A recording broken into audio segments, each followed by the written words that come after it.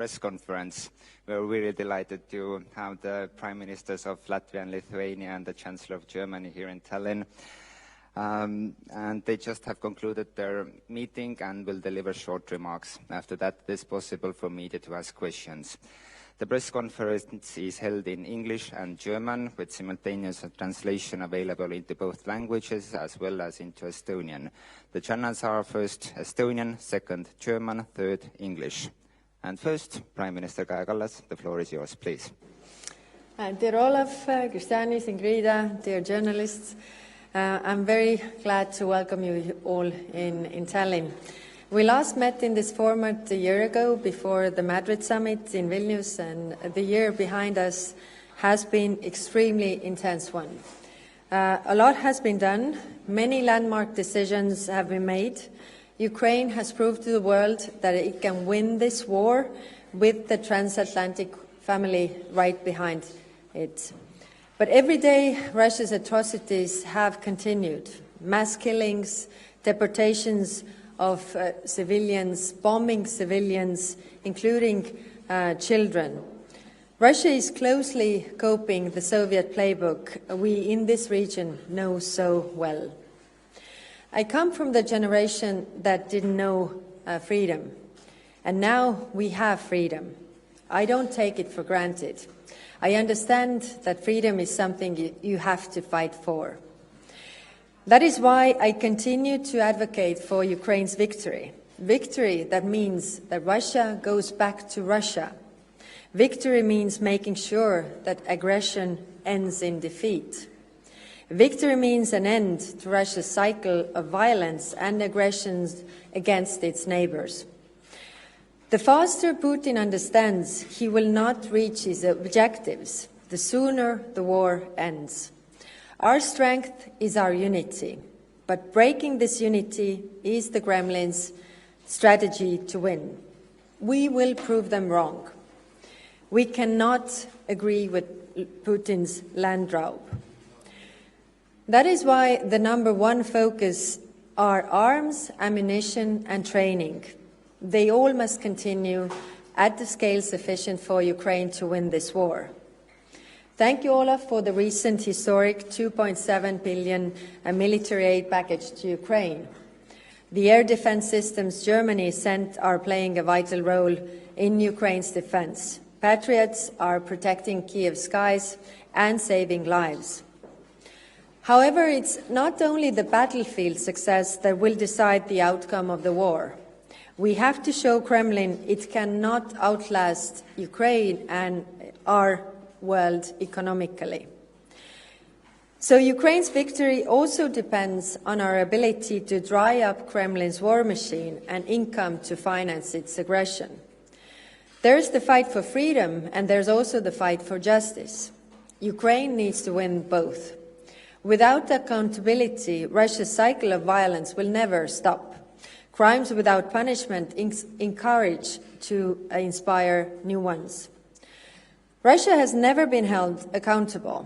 Russian leaders today have seen from the history that their leaders in the past have never had to face justice for the atrocities committed. For peace in Europe, we need geopolitical European Union and a strong and credible NATO. For peace in Europe, we need Ukraine in EU and in NATO. We have seen throughout history how grey zones are breeding ground for wars, while NATO and EU enlargement have increased stability. The 3 Baltic states are a living example of it. And for peace in Europe, we also need German leadership, be it in NATO, in a geopolitical European Union, or in making sure Europe is able to defend itself militarily. Ladies and gentlemen, Ukraine's fight for its existence is also a fight for freedom and dignity in Europe. And Russia's aggression inevitably carries a cost to our own societies. Living next to a pariah state has its cost. We must make sure any future aggression would be deterred and pushed back immediately. Looking ahead to the NATO Vilnius summit, we need first and foremost NATO's new regional defense plans in place. We need to have them backed by necessary forces. Defense spending above 2% and increased defense investments must become common commitment for all the allies. And we also need to find ways and money to boost the European defense industry. To illustrate my concern, in real terms, in 2022, the defense spending in European allies decreased by 11.6% and not increased compared to the 2021. Estonia is taking its obligations as an ally extremely seriously. We are raising the defense spending to 3% of our GDP and continuously strengthen our national defense. To that end, Estonia and Latvia began negotiations with German manufacturer to jointly procure medium-range air defense. This is an important milestone in our cooperation to better protect our skies. We need to also look into the future and ask how to reduce our vulnerabilities and bad dependencies. So we talk about also energy. Estonia's goal is 100% renewable electricity by 2030, and offshore wind is a key for that. I'm glad that the German-Baltic energy cooperation is increasing. As an example of this, only 2 weeks ago, our transmission system operators committed to study the possibility of a new electricity cable to Germany, the Baltic Wind Connector, to utilize our offshore wind potential and boost energy security. So thank you once again for being here, and let's have a good press conference. Thank you. Thank you. Chancellor Scholz, please. Guten Abend, meine Damen und Herren. Liebe Kaja, ich möchte mich zunächst mal ganz herzlich bei dir für die Einladung heute nach Tallinn bedanken. Es ist mein erster Besuch als Bundeskanzler in Estland und ich freue mich wirklich sehr, hier zu sein. Nicht nur wegen der historischen hanseatischen Verbindungen, die mich ja in meinem Leben früher schon geprägt haben, sondern weil die Zusammenarbeit zwischen unseren Ländern sehr gut ist. Estland, Lettland und Litauen arbeiten in der Europäischen Union und in der NATO sehr eng und vertrauensvoll mit Deutschland zusammen. Wir sind militärische Verbündete, europäische Partner und Freunde. Und Freunde stehen einander in der Not bei. Die Sicherheitslage hier im Baltikum an der Ostflanke der NATO bleibt heikel. Deshalb haben Deutschland und andere Alliierte im vergangenen Jahr beschlossen, Einheiten hierher zu verlegen, um die Sicherheitslage zu verbessern. Die NATO ist ein Verteidigungsbündnis, das gegen niemanden gerichtet ist. Seine Mitglieder sichern im Falle eines militärischen Überfalls gegenseitig Beistand zu. Das ist unsere Mission. Um es hier noch einmal klar zu sagen, wir sind bereit, jeden Quadratzentimeter NATO-Territoriums gegen Angriffe zu verteidigen. So habe ich es vor knapp einem Jahr bei unserem Treffen in Vilnius formuliert und so sage ich es hier heute in Tallinn gerne wieder. Und das meine ich genau so, wie ich es hier sage. Die nötigen Schritte haben wir eingeleitet. Wir richten die Bundeswehr konsequent auf die Verteidigung Zentral- und Nordosteuropas aus. Indem wir die Verteidigung unserer Verbündeten stärken, erhöhen wir die Sicherheit für das gesamte Bündnis und damit für Europa. Darum geht es. Das hat sehr konkrete Konsequenzen. In Estland beteiligen sich die Eurofighter unserer Luftwaffe seit Jahren schon an der Überwachung des Luftraums. In Litauen unterstützen 700 deutsche Soldatinnen und Soldaten ihre litauischen Kameradinnen und Kameraden. Dort hat die Bundeswehr im NATO-Rahmen die Führungsverantwortung übernommen. Zusätzlich haben wir eine deutsche Kampfbrigade für die Verteidigung abgestellt. Teile dieser Brigade werden in den kommenden Wochen erneut für eine Übung nach Litauen verlegen. Im vergangenen Jahr habe ich die Truppe nahe Vilnius besuchen können. Unsere Marine hat ihre Präsenz mit Schiffen in der Ostsee erhöht und fast 17.000 unserer Soldatinnen und Soldaten stehen bereit, im Rahmen der NATO Response Force unseren Alliierten im Notfall rasch Beistand zu leisten. All das zeigt, auf den russischen Überfall auf die Ukraine und die anhaltenden Aggressionen Moskaus haben NATO und Europäische Union schnell, entschlossen und gut koordiniert reagiert. Der russische Präsident hat sich verkalkuliert. Er wollte Europa spalten und er hat doch unsere Einigkeit erhöht. Er wollte die NATO schwächen und hat das Gegenteil erreicht. Seit mehr als 15 Monaten verteidigt sich die Ukraine tapfer gegen die russische Aggression. Damit die Ukraine in diesem Kampf bestehen kann unterstützen wir sie nach Kräften humanitär, politisch, finanziell, aber eben auch mit Waffen. Diese Solidarität ist ungebrochen. Wir werden auch den Sanktionsdruck gegen Russland weiter verschärfen und weitere Vorkehrungen dafür treffen, dass diese Sanktionen nicht umgangen werden können. So haben wir es zuletzt beim G7-Treffen in Japan bekräftigt und das werden wir auch als Europäische Union tun. Lassen Sie mich zum Schluss noch einmal deutlich sagen, gemeinsam mit unseren Freunden hier im Baltikum, in der gesamten Europäischen Union und gemeinsam mit unseren internationalen Partnern stehen wir weiterhin eng an der Seite der Ukraine. Wir werden sie so lange unterstützen, wie das nötig sein wird. Russland muss erkennen, dass dieser Krieg sinnlos ist und Truppen zurückziehen. Sonst kann es keinen Frieden geben.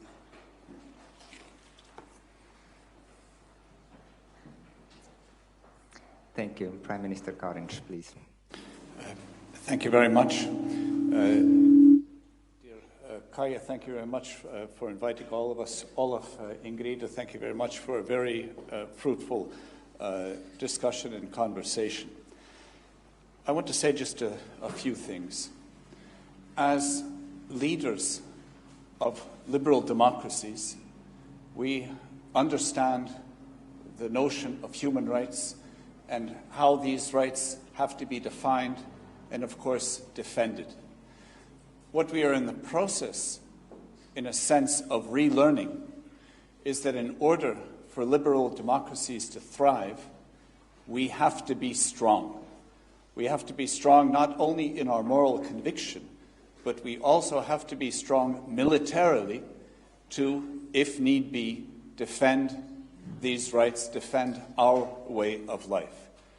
In Europe, we see, as we stand here in beautiful Tallinn, enjoying the lovely spring, it seems like summer weather, not far away in Ukraine, Russia is continuing for more than a year a brutal war of aggression which is completely unjustifiable.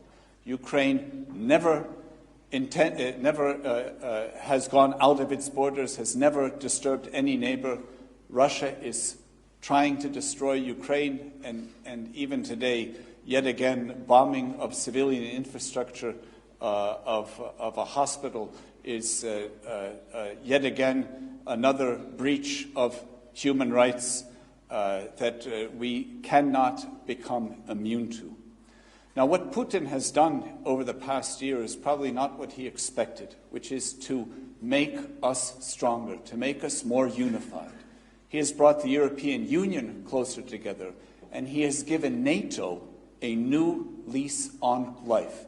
And it's our responsibility to make us even stronger than we are today. So in my country, in Latvia, we are currently, regarding our military capabilities, increasing on 5 different fronts at the same time. So we're in the process of getting new military kit, the HIMARS rocket artillery, medium-range air defense. Together with Estonia, we just made the decision we will purchase the IRIS-T system from Germany. We are constructing a new military base in the south of our country, and we are reintroducing conscription with the goal of reaching 3% of our GDP on defense in the coming years. So we are doing everything to make ourselves stronger. But being stronger alone is not enough. It's important that all of us in NATO do this. So it's very important that all NATO members reach at least the 2% target on military spending, and we would strongly encourage to go above and beyond that as we are doing ourselves. But the issue of Ukraine comes up all the time. And what is important for us to do is to remain 100% committed in the EU and in NATO in supporting Ukraine for as long as it takes until they liberate their country and Russian aggression ends. This will require money, this will require ammunition, this will require weapons, humanitarian aid, all kinds of aid. And we have to understand that it is as long as it takes, which could be a long haul and not just a spring offensive and then it's over. And we have to steel ourselves and our societies to this resolve. Why is this important? That if we do not succeed as the collective West in stopping and reversing state aggression against a neighbor, then the world becomes dangerous for everyone. And this is why I am convinced that at the end of the day, once the war in Ukraine is over and Ukraine has won in this war, that Ukraine should and must become a member of NATO. And the reason is very simple. That's the only way to ensure that Russia would never restart a war once this is over. Because, I stress again, Putin and Russia only respects strength. Ambiguity to Russia is weakness and an opportunity to advance. And this must be stopped. One could say that perhaps collectively in the West, the reactions which could have taken place when Russia was waging its war in Georgia should have been a stronger reaction. Or when Russia first started its war against Ukraine in 2014, should have been a stronger reaction. In a sense, Ukraine and all of us in the West are paying the price for delayed action. And what I'm saying is that now is that we have to learn from our collective mistakes. Not only support Ukraine today, but to make sure that in the future, once this war ends, Russia does not restart that war. And this is important for all of us in Europe, not just in the Baltics. It's important for everyone in Europe because we need a lasting peace, but we have to understand that that peace can come only through our own strength, and we must not be afraid to build and to exercise that strength as necessary. Prime Minister Šimonita, please. Thank you, dear Kaya, for hosting this meeting today. And of course, coordination among Baltic states and Germany is always important, but even more so in the face of continued Russian aggression in Ukraine. I hope that we will never get used to the horrible images of war and will never start feeling fatigue of helping Ukraine to fight Russia's imperial evil. Otherwise, Russian aggression will expand one day further into Europe. Only the unity of democracies, our military preparedness, and the accountability of the perpetrators of aggression can break the vicious cycle of Russia's wars. Military aid to Ukraine is an aid to freedom, to values we stand for, and it is an investment in peace and European security. The horrors of war do not reach us today only due to heroism of Ukrainian people. By defending its own freedom, Ukraine also defends our freedom and international order based on rules and law. The urgent supply of all needed weapons to Ukraine, therefore, is essential for achieving peace. We, Euro-Atlantic community, should accept the fact that Russia is preparing for a long-term confrontation with NATO and with the democratic world. It is therefore crucial to substantially strengthen the security of the alliance and base its defense capacities on adequate financial resources. Considering the changed geopolitical environment and the threat posed by Russia, we do not have luxury of taking incremental steps. Decisions must be bold and fast. This is particularly important for the Baltic countries because of our exceptional geographical position, the neighborhood of Kaliningrad and Belarus, and the Suwalki Gap. Here, I would also like to point to the most recent developments in our region. One more nuclear saber to rattle in our neighborhood, this time in Belarus, and desperate attempts to intimidate the international community. We will not be intimidated. Unfortunately, these actions are dragging Belarus further into confrontation with the democratic world. Looking into Vilnius summit, it is essential not only to adopt NATO defense plan, but to commit adequate resources to their realization. The entire eastern border must be reinforced with air defense and with ground-based air defense capacities. We must take decisions in Vilnius to upgrade air defense capacities in the region.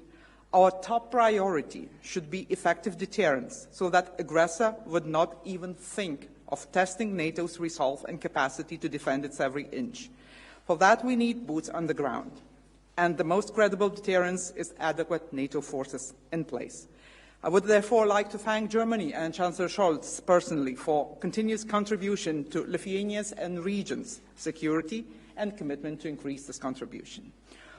For that, Lithuania, as all the other Baltic countries, is doing its homework. We are building the needed military infrastructure for troop accommodation and training, for pre-positioning of equipment. Investment in defense and security increased very significantly in the region. We have already witnessed that the creation of grey or semi-grey areas in Europe leads to very dangerous developments. Therefore, signals of support for Ukrainian Euro-Atlantic aspirations must be very clear.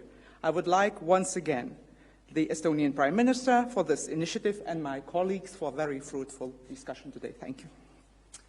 Thank you. Now it's possible for media to ask questions. Please state your name, media outlet you're representing, and to whom the question is addressed to. Please ask either in English or in German. First, please. Thank you. Karoliina Vasli from Estonian news portal Delfi. And the question is for all participants. So what do you think, what should be the preconditions for negotiations for peace? Could there be any negotiations before Ukraine has liberated all of its territory? Thank you. Olaf, do you want to start?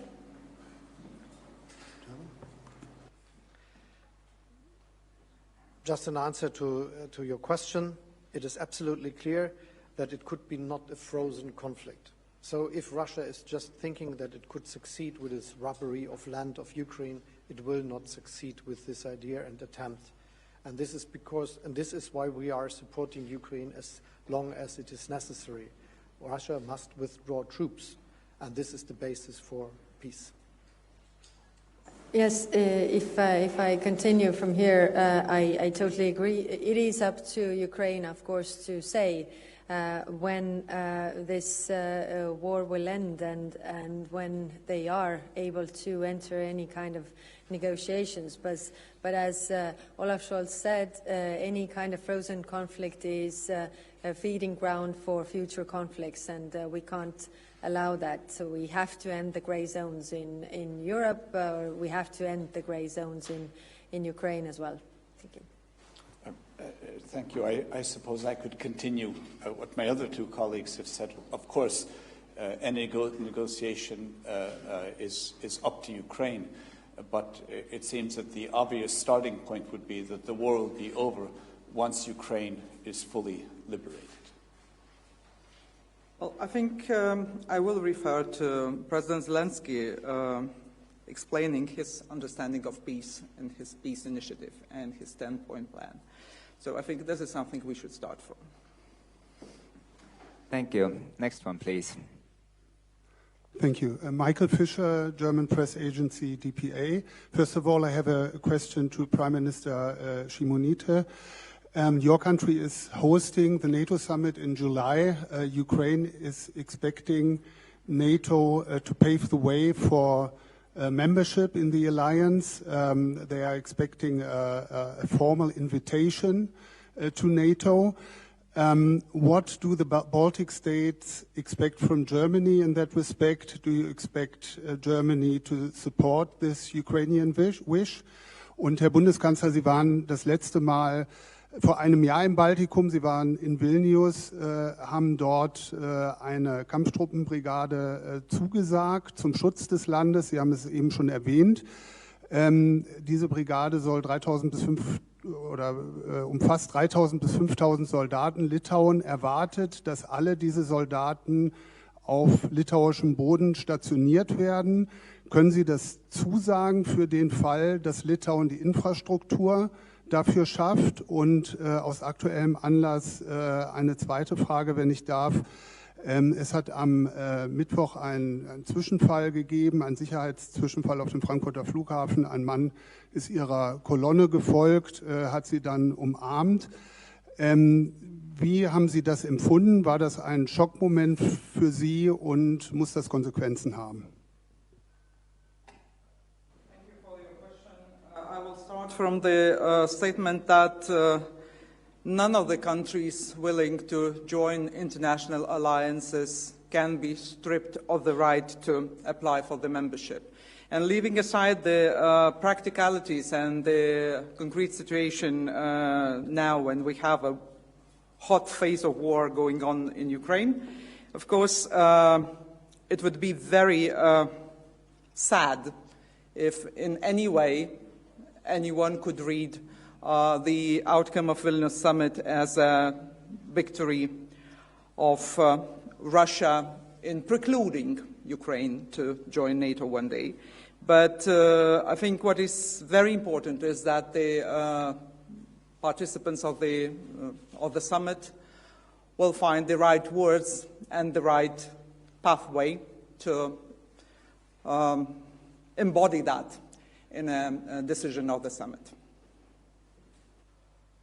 Schönen Dank für die Fragen. Zunächst mal, es wird in Vilnius vor allem darum gehen, die konkrete Unterstützung für die Ukraine in dieser Situation zu organisieren. Das heißt, dass wir als Mitgliedstaaten unsere Bereitschaft weiter fortsetzen, die Ukraine zu unterstützen, was im Fall von Deutschland ja doch sehr viel ist. Unsere Unterstützung hat mittlerweile 17 Milliarden Euro ausgemacht und wir haben gerade ein weiteres Paket von 2,7 Milliarden Euro auf den Weg gebracht. Genau das werden wir auch weitermachen und das ist die Frage, um die es jetzt geht, wie wir die Kooperation in der konkreten Situation des russischen Angriffs auf die Ukraine verbessern können und wie wir klar machen können, dass wir diese Unterstützung so lange aufrechterhalten werden, wie das notwendig ist. Was die Frage betrifft, der Beiträge Deutschlands zur Unterstützung der Länder im Osten, an der Ostgrenze der NATO, sind wir ja sehr vielfältig unterwegs, hier im Baltikum, aber nicht nur da, das will ich ausdrücklich dazu sagen, sondern wir haben vielfältig unsere Unterstützung ausgebaut.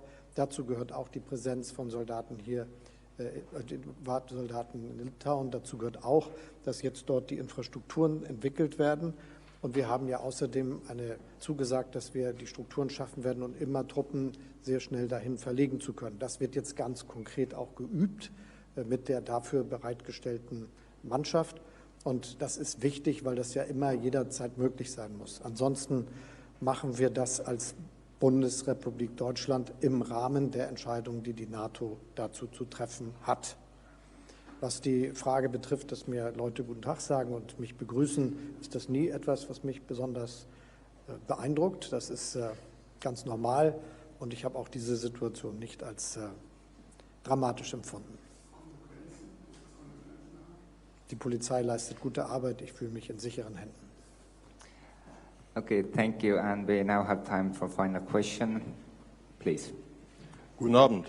Estnisches Fernsehen, Nachrichten, Wohlleben. Und die Frage geht an alle Minister. Was halten Sie von der möglichen Übertragung von Kampfhandlungen auf russisches Territorium? Für die ukrainischen Streitkräfte mag das taktisch sinnvoll sein, aber Ukraine benutzt westliche, darunter deutsche Waffensysteme, darunter Panzer. Was halten Sie dann, wenn die Panzer an einem Tag auf russischem Territorium rollen? Danke.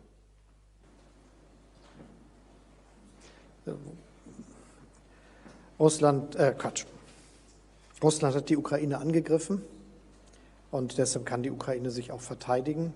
Wir unterstützen die Ukraine auch mit Waffen. Das tut nicht nur Deutschland, das tun die USA, das tun viele andere Länder. Und gleichzeitig ist klar, dass die Waffen, die wir geliefert haben, nur auf ukrainischem Territorium eingesetzt werden. Sie erinnern sich an die entsprechende Aussage des amerikanischen Präsidenten, die er öffentlich in der New York Times gemacht hat. Und die gilt auch unverändert. Die Waffen, die wir liefern, die sind für den Einsatz zur Verteidigung auf ukrainischem Boden.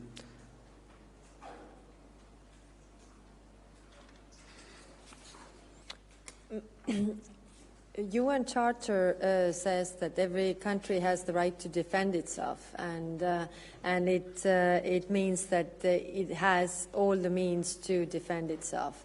And this means also that Ukraine can use the weapons that have been given to them. Ukraine does not have any wish to invade Russia. That is very clear. In this case, there is one aggressor and one victim. This is very true, and it goes with the UN Charter that, as I said, every country has the right to defend itself. How it is done militarily, it's another question. Thank you. Even before this phase of the war started, Latvia provided Ukraine with weapons, concretely the Stinger anti-air missiles, which were used in the defense of Kiev in the very first day of the war. Ukraine is being attacked, and I think Kaya said it absolutely correctly. They have a full right to defend themselves, and we have a responsibility to help them defend themselves. It's very clear that Ukraine is not in the business of attacking Russia. Ukraine is in the business of defending its own country. Yeah, not much to add. I'm somewhat puzzled by the worry of Russia, because Russia is at war.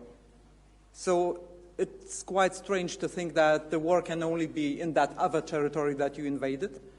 There might be incidents that happen in your own territory, as a matter of fact, and I'm not commenting the details of the supply of weapons and particular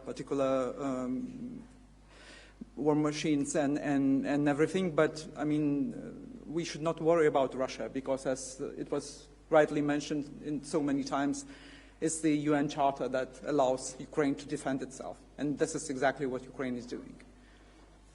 All right, thank you. This is all the time, unfortunately, we have today. Thank you everyone for coming. Thank you, and have a good evening.